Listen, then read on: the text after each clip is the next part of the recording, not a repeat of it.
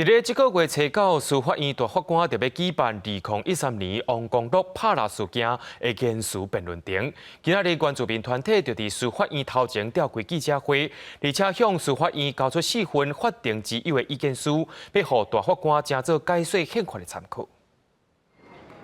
2013年，暴龙族人王光禄因为用矫情拍蜡，获检方起诉，法院判刑。经过民间团体抗议甲声援，检察总长伫2017年提起非常上诉，最高法院认为判罪法律可能违宪，决定停止审判申请释宪。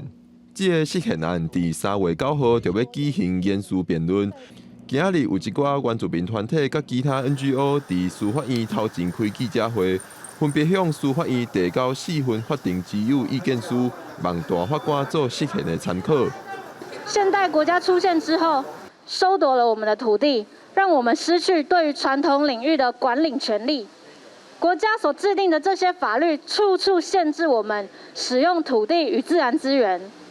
甚至用刑法这种高强度的规范来侵害我们的狩猎行为。声援者嘛指出，这个案件上大的争议是现主时的法律对原住民使用矫情的规范。法律认为原住民有制作矫情的传统。所以限制原住民敢若会使使用家己制作的矫情，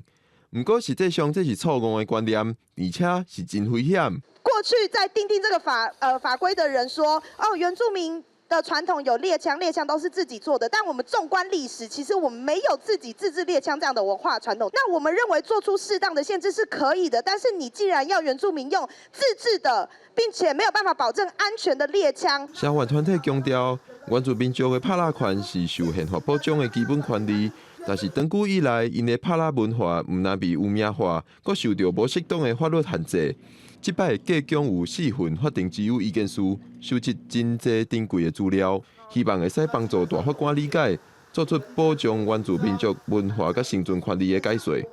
记者郭碧君、张水台北报道。